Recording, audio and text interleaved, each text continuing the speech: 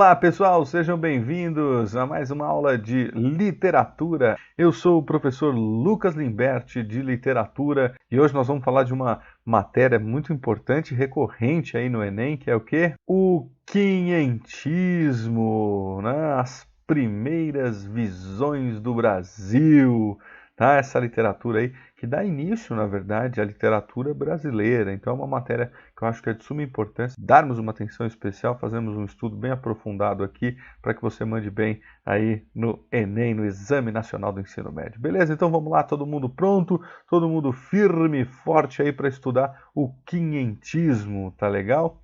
Então é o seguinte, pessoal, o quinhentismo, vejam, a primeira grande informação sobre esse tema, né, esse tópico de estudo que está ali elencado nas temáticas que vão para o Enem, é que ele não é uma escola literária. Vejam, o conceito de escola literária é um conceito que tem algumas premissas, né? Por exemplo, o conceito de escola literária está vinculado a duas grandes questões, né? De um lado, um marco cronológico, ou seja, um marco inicial e um marco final, e de outro, uma relação homogênea do ponto de vista estético em relação aos limites que se estabelecem de forma e conteúdo. O que nós vamos perceber, na verdade, é que com o quinhentismo nós não temos essa delimitação estética, sobretudo porque as perspectivas aqui colocadas elas não são de ordem artística, né, e ficcional. Muitas delas, no fim das contas, estão ali servindo como apenas o primeiro registro, os primeiros documentos do que foi feito na colônia, no Brasil recém-descoberto, né? Não é à toa que a Carta de Pero Vaz de Caminha é considerada aí a certidão de nascimento da literatura brasileira, escrita em 1º de maio de 1500. Então, sem dúvida, para estudar o quinhentismo, é trazer essas duas grandes questões, né? Primeiro que não é uma escola literária e depois que é a certidão de nascimento da literatura brasileira. Além disso, é importante dizer que, em função disso, é claro, são os primeiros escritos, ou seja, não é uma escola literária, mas é o começo da literatura brasileira, tudo bem? Então vale mencionar que nós estamos vivendo na Europa um contexto de plena expansão marítima, tudo bem? Então nós estamos vivendo Portugal ali, o Império, né? Todas aquelas questões vinculadas ao desenvolvimento de um tipo de literatura, no caso de Portugal, vinculada ao Renascimento, né? A nomenclatura do classicismo. E aqui no Brasil nós vamos ter particularidades um pouco diferentes, vou apontar essas questões aqui para vocês, mas já de antemão traçando essa dimensão de início da nossa literatura, mas não como um marco de escola literária, tudo bem? Então, acrescento aí, né? Então, marco inicial, Carta de Pero Vaz de Caminha, 1º de maio de 1500, e uma questão crítica, né? Olha que interessante. Determinar que a literatura brasileira começou a partir da Carta de Pero Vaz de Caminha é, enfim, comprar um olhar eurocêntrico, né? Um olhar oriundo das premissas analíticas que vêm da Europa. Porque, na verdade, se a gente for parar para pensar de verdade, né, existia já no Brasil uma cultura dos nativos, né, dos índios, uma cultura vinculada a uma tradição oral, os seus mitos, lendas, folclores, cantos, né?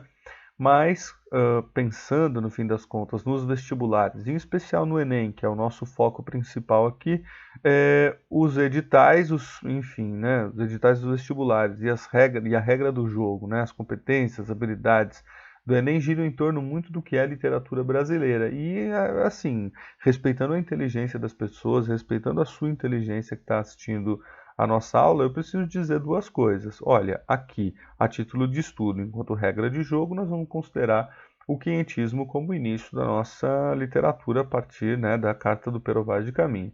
Mas eu acrescento aqui um olhar um pouco crítico para essa dimensão, no sentido de que não considerar, enfim, a cultura do índio, a tradição oral, os mitos, lendas, folclores, é desconsiderar a tradição oral dos nativos do país. Porque, por exemplo, quando a gente pega a história da literatura portuguesa, você tem lá um momento em que se estuda a tradição oral, por exemplo, a tradição oral medieval, com as cantigas trovadorescas. Então, as cantigas trovadorescas, de alguma forma, são uma expressão artística vinculada a um momento onde as pessoas analfabetas, não sabiam ler e escrever, vão proferir literatura por intermédio do empréstimo, do suporte música, que, enfim, configura-se enquanto cantiga, né? Mas aqui no Brasil não.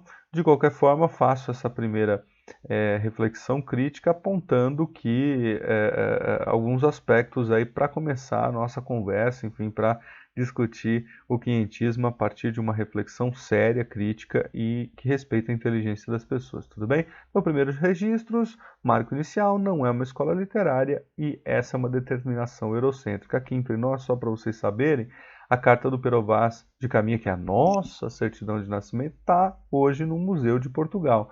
Então, o que justifica um pouco eu explicar e trazer esse apontamento relativo ao olhar eurocêntrico, tudo bem?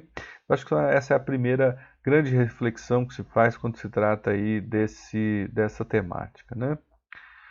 Bom, seguindo viagem, nós vamos ter uma série de obras de arte, por exemplo, na própria pintura, que vão representar um pouco esse momento da chegada, né? Nós vamos ver alguns outros quadros também que retratam não só a primeira missa, mas também aqui um olhar de Cândido Portinari, que em 1956 vai pintar o Descobrimento, né? Interessante só fazer um paralelo aqui, pensando que o Enem gosta bastante desse tipo de análise, em que você traz um texto de uma determinada época em relação a um quadro, então brincar aí na relação entre estes suportes artísticos, né, o texto escrito, a palavra e o texto não verbal, por exemplo, na expressão do gênero das artes plásticas, é uma coisa interessante. Então eu trago essa referência aqui do pintor modernista Cândido Portinari, que de alguma forma, como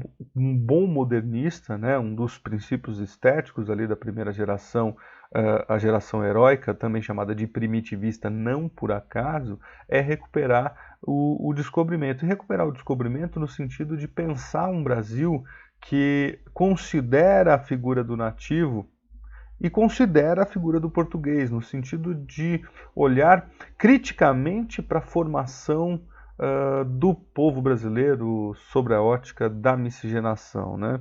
Então é interessante traçar esses paralelos com outras obras de arte aqui, trazendo para vocês o incrível Cândido Portinari, já ambientando um pouquinho a relação entre portugueses e índios, que vai pautar, no fim das contas, do ponto de vista temático, aquilo que será abordado tanto na literatura de informação quanto na literatura de formação, que é o que nós vamos trabalhar aqui.